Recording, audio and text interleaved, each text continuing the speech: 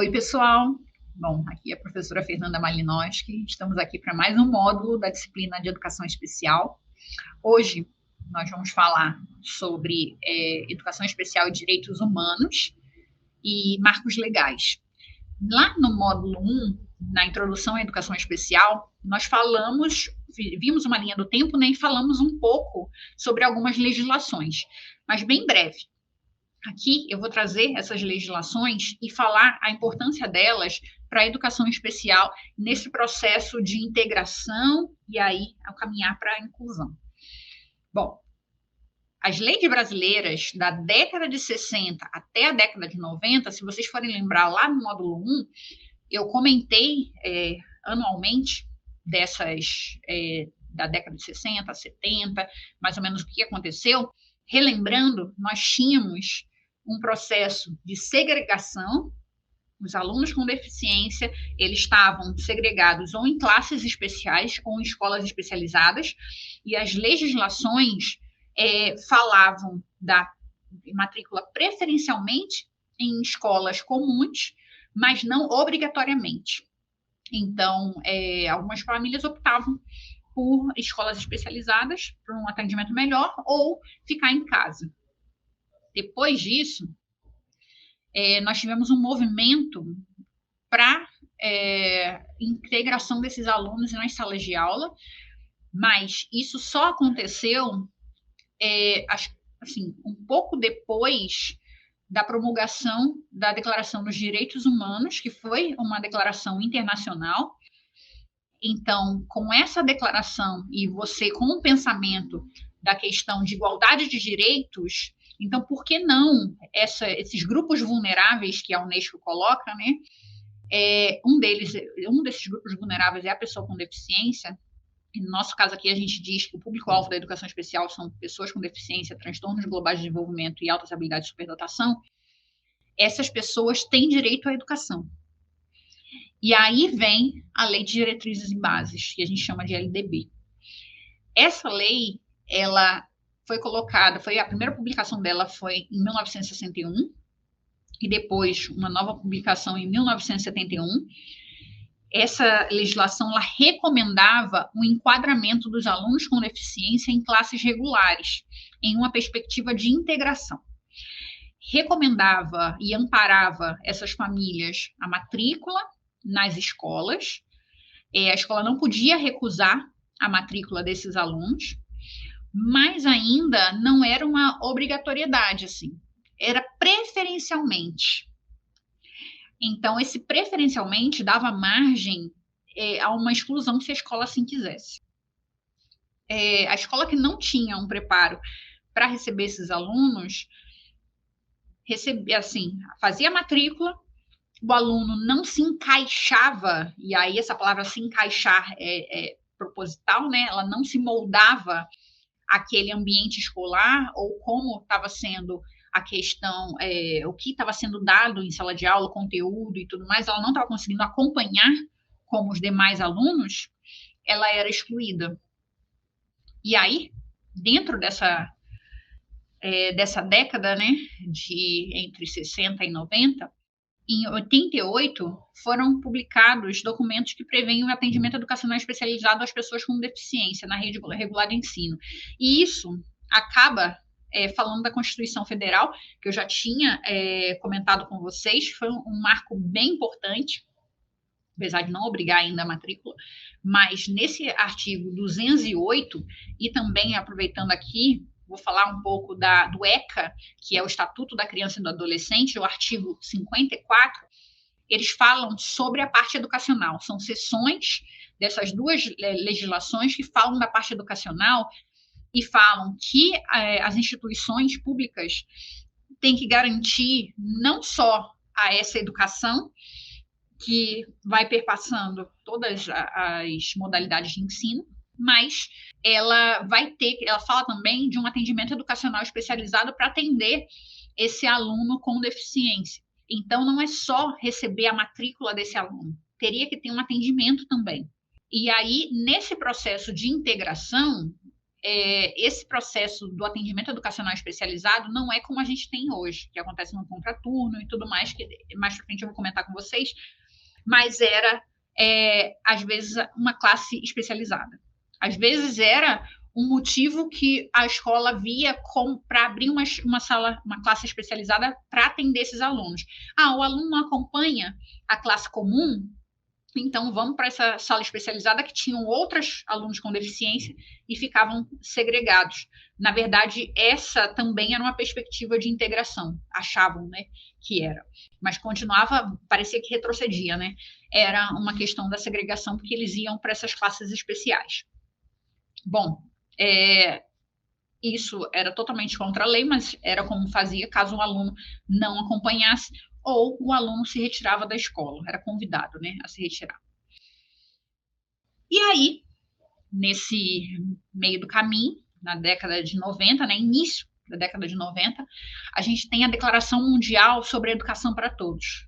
E aí vem discutindo essa educação para todos, mas não só para a educação, para o público-alvo da educação especial. A Unesco ela fala principalmente de pessoas vulneráveis, grupos vulneráveis, né? Que aí vem com mulheres, que às vezes eram, em alguns países ainda são, segregadas, né? Em relação à questão educacional, principalmente. Falam sobre negros, pessoas em extrema pobreza, enfim. E aí é um documento internacional que influenciou bastante as legislações brasileiras, até porque o Brasil foi um país signatário, assinou essa declaração junto com outros países, assumindo um compromisso de educação para todos. Em 94, foi publicada a Política Nacional de Educação Especial, que traziam algumas normas para essa educação especial ocorrer. E também, nesse mesmo ano, teve a Declaração de Salamanca. O que é isso? Foi a Declaração Mundial também, o qual o Brasil também assinou, um compromisso de educação para as pessoas com necessidades educacionais especiais, ou necessidades educacionais específicas. E também colocava aí dentro desse grupo as pessoas com deficiência. E o princípio fundamental dessas duas políticas, né, era que as escolas acolhessem as crianças independente das suas condições físicas, intelectuais, sociais, emocionais, linguísticas, entre outras. Então, não podia recusar a matrícula. E aí, quando o Brasil assina essa Declaração de Salamanca, ele está assinando também um compromisso mais forte com essas propostas de inclusão e na modificação das próximas leis que vão vir. A gente da educação especial costuma dizer que essa Declaração de Salamanca foi um dos marcos principais para a gente internacionalmente, porque influenciou muito a legislação brasileira. E a gente começar a pensar além, em prol de uma inclusão escolar. E aí vem, em 1996, a nova LDB, que no capítulo 5, e aí esse capítulo 5 traz o artigo 58, 59 e 60. Fala da educação especial considerando como modalidade de educação escolar. O que essa LDB, depois se vocês puderem consultar, eu costumo pedir para vocês consultarem na LDB do próprio site do governo, porque ele já vem riscado já os artigos que foram modificados por leis mais atuais. Essa LDB, no artigo 58, traz que a educação especial é uma modalidade escolar que vai perpassar todos os níveis de ensino. O que isso significa? Que desde a educação infantil até o ensino superior. E aí, no artigo 59, diz que tanto os governos quanto as instituições, elas têm que garantir direitos educacionais. Dentro desses direitos educacionais, vem a formação de professores, também para o atendimento educacional especializado. Essas crianças têm o direito a uma matrícula compulsória, e aí já vem o obrigatório, né, em classes comuns. E aí, se vocês forem ver a estatística do IBGE, a partir dessa década de 90, o número de alunos com deficiência chegando nas escolas regulares foi aumentando. também por causa dessas leis de amparo. Se vocês forem pensar o seguinte, a família tem um filho com deficiência. Alguns internatos, ou algumas políticas de internato daqueles institutos especializados que eu comentei com vocês, estavam encerrando. Então, eu preciso fazer, assim, ter onde o meu filho estude. E se eu não posso ficar levando e buscando o meu filho porque a instituição é distante, ou às vezes é na capital do estado que eu moro, como é que eu faço? Então, as escolas sendo obrigadas a aceitar esse aluno, já numa perspectiva de inclusão, eu consigo que eu tenha mais pessoas com deficiência nas escolas, e as famílias não precisam se deslocar tanto, porque pode ser uma escola próxima de casa, mas, ao mesmo tempo, eu tenho uma política que diz, né, recomenda formações tanto de professores quanto desses alunos, porque não tem que garantir só o acesso, tem que garantir a permanência também. E aí, como garantir essa permanência? Eu tenho que ter políticas públicas para isso. E aí, uma das coisas que eles pedem também é a questão do atendimento educacional especializado, que já está começando a ser olhado não como uma aula de reforço, mas como uma sala que o aluno vai no contraturno para revisar conteúdos lá de trás. Se eu tenho, por exemplo, sendo da área da matemática, eu tenho um aluno que tem dificuldade em tabuada e ele já está lá na frente e a dificuldade dele em fazer divisões, por exemplo, é por causa da tabuada que ele não aprendeu lá atrás. Então, esse atendimento educacional especializado vai olhar para esse conteúdo lá de trás. E não vai fazer, não é que não faça o reforço, não é, porque alguns professores, eu reforço essa questão, que não é para ver o conteúdo atual, porque o aluno ele está ali para ver a matéria como um todo e a dificuldade dele, e não para aquele professor do atendimento educacional especializado dar aula para ele e tirar essa função do professor que está lá, professor regente, que está na sala de aula comum. Esse é o ponto. E outra questão que essa LDB coloca é a questão da necessidade de intérprete também, para fazer ou a interpretação da Libras ou a tradução para o português. Então, são algumas questões que são colocadas que, às vezes, o aluno não tinha esses recursos em sala de aula. Vocês podem questionar, professora, em algumas escolas ainda não tem. Então, assim, estamos caminhando e algumas leis não estão sendo cumpridas, mas elas existem, inclusive, para ter os pais chegarem lá e falar assim, olha, meu filho tem direito, e vamos ver como a gente resolve isso. Bom, depois disso, em 2000, foi meio que um boom da legislação e também das matrículas na rede comum, né, de ensino. Por que isso? Em 2001, essa resolução número 2, e vem com parecer também, eles dizem o seguinte, eles recomendam não só a questão da formação de professores em nível de capacitação, mas também de especialização, que venham poder prestar serviços de atendimento a pessoas com deficiência em classes comuns. E o que é isso? Professor especializado é aquele que termina a universidade e depois faz um curso de especialização na área. Em geral, é a área da educação especial, ou a área da educação inclusiva, ou cursos afim. Isso é uma coisa. Por exemplo, eu terminei a universidade e depois eu fiz o meu curso de especialização. Então, a minha especialização é em educação especial. E, na época, eu fiz com ênfase em deficiência visual. Hoje eu trabalho com tudo. Mas, na época, foi uma escolha que eu fiz. Depois eu fiz mestrado, doutorado, são outras coisas. Mas para eu ir para o atendimento educacional especializado, eu tinha que fazer esse curso de especialização. Depois, essa lei fala do professor capacitado. Quem é esse professor capacitado? Somos todos nós. E aí você vai falar assim, professora, mas eu não estou capacitada. Ou capacitado. Bom, a legislação diz que o professor capacitado é aquele que tem pelo menos um curso de capacitação. E aí, se a gente for olhar as diretrizes curriculares, o que tem nas diretrizes curriculares de vocês? O curso de Libras, que é a disciplina Libras, e essa de educação especial. Então, vocês são considerados professores capacitados. Essa capacitação, e a gente vai conversar um pouco melhor depois, não acaba nessa nossa formação inicial, nessa graduação.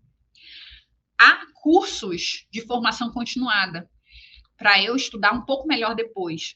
A educação especial nunca, nem a formação como um todo do professor. O professor está sempre em formação, porque tem várias coisas acontecendo no meio educacional e a gente tem que ir acompanhando e fazendo cursos de formação. E essa seria a capacitação. Mas dentro da graduação, dessa formação inicial, eu já tenho disciplinas que eu consigo entender um pouco o que é essa educação especial, e aí eu sou considerado professor capacitado também. Além disso, em 2002, isso vocês devem estudar lá na disciplina de Libras também, foi reconhecida a língua brasileira de sinais, Libras, como meio legal de comunicação e expressão dos surdos. Isso foi um ganho para a categoria, para esse grupo de surdos. Em 2005, eu tive o decreto 5626, que regulamenta aquela lei de 2002, que eu acabei de falar para vocês, que fala no artigo 10 que as instituições de educação superior devem incluir Libras como objeto de ensino, pesquisa e extensão nos cursos de formação de professores para a educação básica e nos cursos de fonoaudiologia e nos cursos de tradução e interpretação de Libras, língua portuguesa.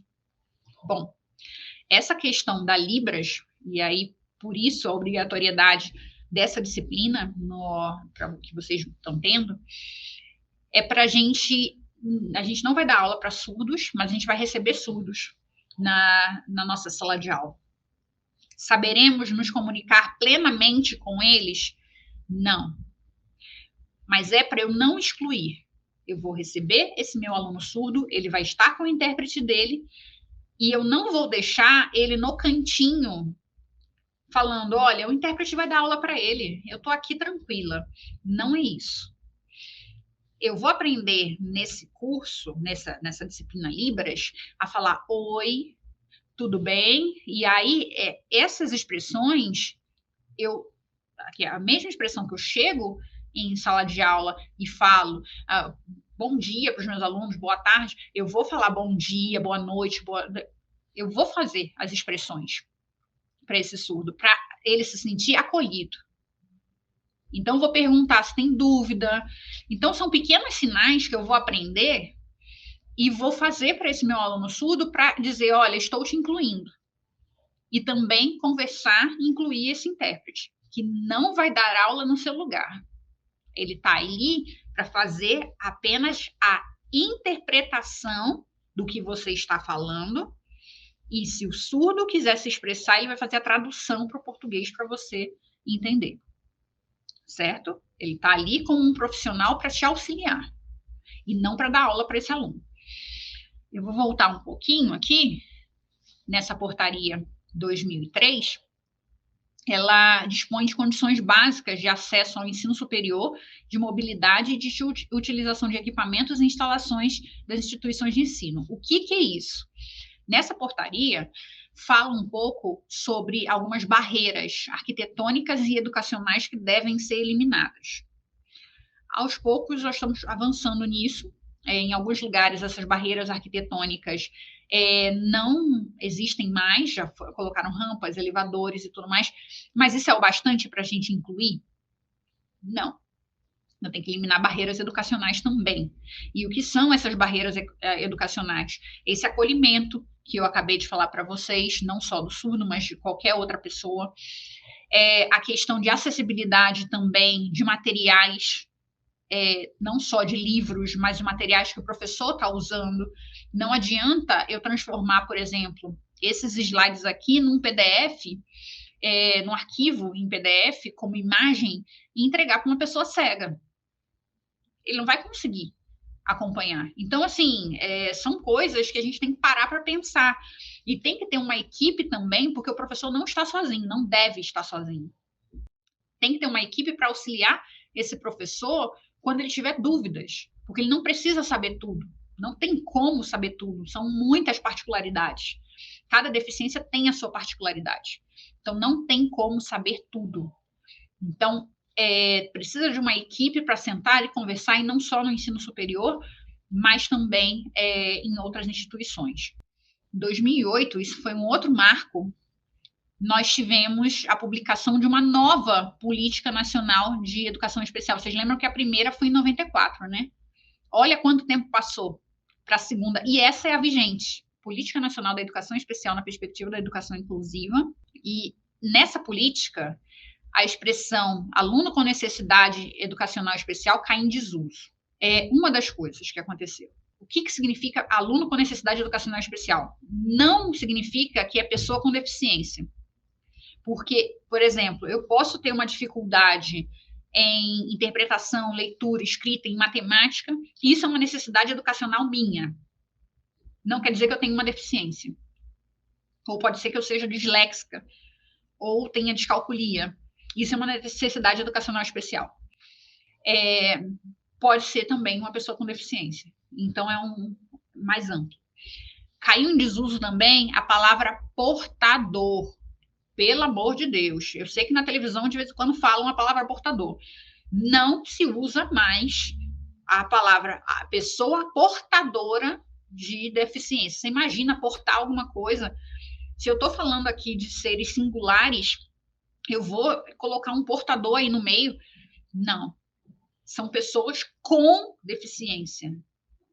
E aí, dentro disso, depois eu vou falar da questão do preconceito, mas assim, eu não uso também a palavra deficiente, porque para algumas pessoas mais leigas, parece que eu estou imprimindo a ineficiência ali, ou uma falta de alguma coisa, ou estou destacando a limitação daquela pessoa.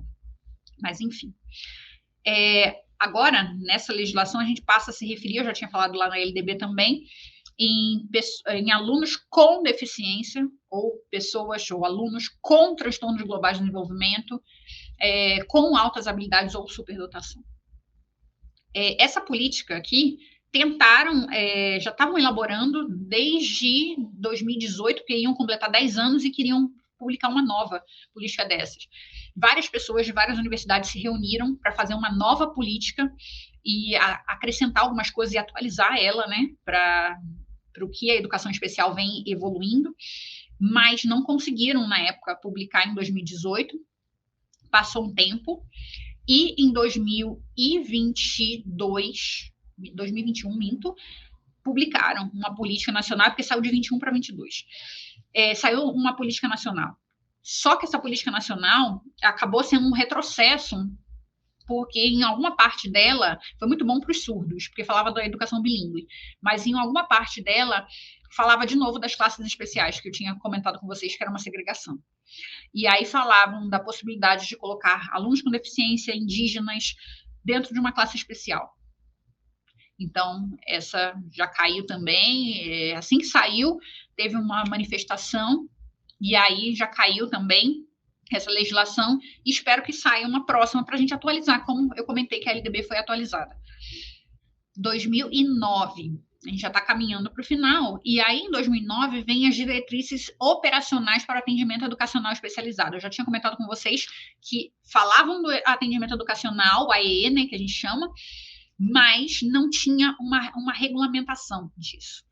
E aí, nessa resolução, número 4 de 2009, traz as orientações em relação à matrícula, como vai ser ofertado, se é em sala de recursos multifuncionais ou não, ou polos. Então, ou às vezes em alguma instituição filantrópica que é oferecido, mas geralmente são polos próximos da escola. E aí, ou dentro da própria escola, quando a própria escola é o polo, né?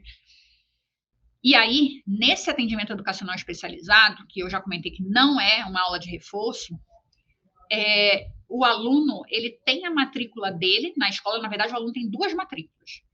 Uma na sala de aula comum, e no contraturno, ele tem a matrícula no atendimento educacional especializado. O que isso significa? Se ele estuda de manhã na sala de aula comum, na parte da tarde ele vai frequentar esse atendimento.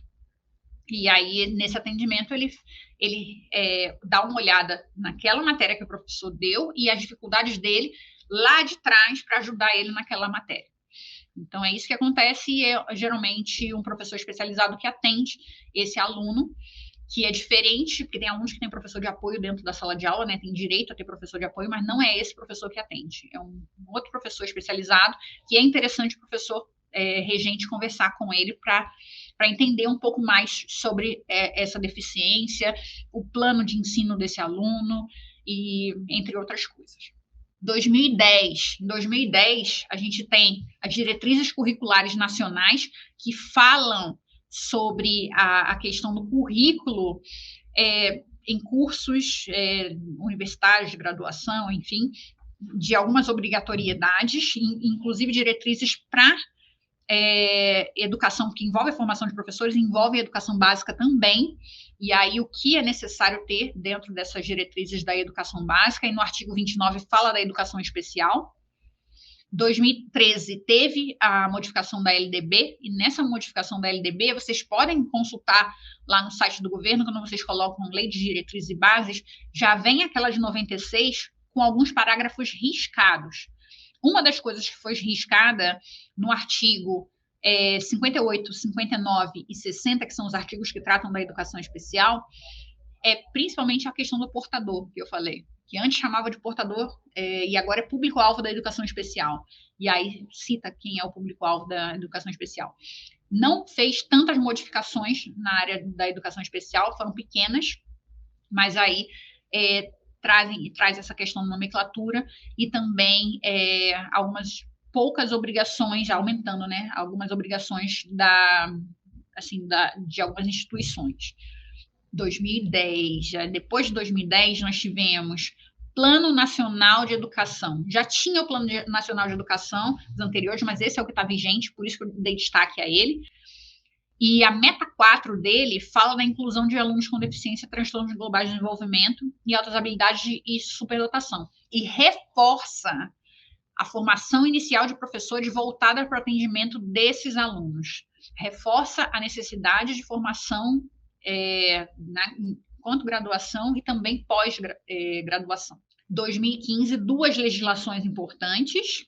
Uma delas, diretrizes curriculares nacionais, e aí essa é para educação para nível superior, e aí fala da necessidade de cursos de licenciatura, de formação pedagógica, ou uma segunda licenciatura para pessoas licenciandos, né, ou licenciados. E uma outra coisa, a formação continuada de profissionais do magistério para o atendimento de políticas públicas da educação e principalmente da educação especial. Além disso, tem a LBI, que eu já tinha comentado no módulo anterior, que é a Lei Brasileira de Inclusão de Pessoas com Deficiência, né? Ou ainda Estatuto da Pessoa com Deficiência, que, dentre outras coisas, traz a parte educacional. E aí eu queria destacar o artigo 28, que recomenda o aprimoramento de sistemas educacionais, e aí tem uma série de coisas nesse artigo 28. Mas eu queria destacar que o que eles querem é garantir o acesso e a permanência, e assim, visando uma melhor aprendizagem desses alunos, a participação por meio de oferta de serviços, recursos de acessibilidade, porque a acessibilidade não é só fazer rampa, então tem uma série de coisas lá para tornar acessível o ensino para esses alunos, e a tentativa de uma promoção de uma inclusão plena. Essa foi uma das últimas legislações que foram publicadas assim, tinha o Plano Nacional, né, de Educação Especial, mas como ele foi extinguido, essa foi uma das últimas publicações, e é essa que o povo está se baseando mais, o povo que eu digo, as famílias, estão se baseando mais para tentar uma garantia de um ensino, que, como a lei preconiza, né, um ensino de qualidade para alunos com deficiência. E, principalmente, a maioria das leis que eu mostrei aqui para vocês falam da importância da formação do professor, tanto formação inicial quanto a formação continuada. Então, isso que a gente vai discutir ao longo desses módulos aqui com vocês. Eu fico por aqui, a gente vai conversando um pouco mais sobre essas formações no próximo módulo, e até lá!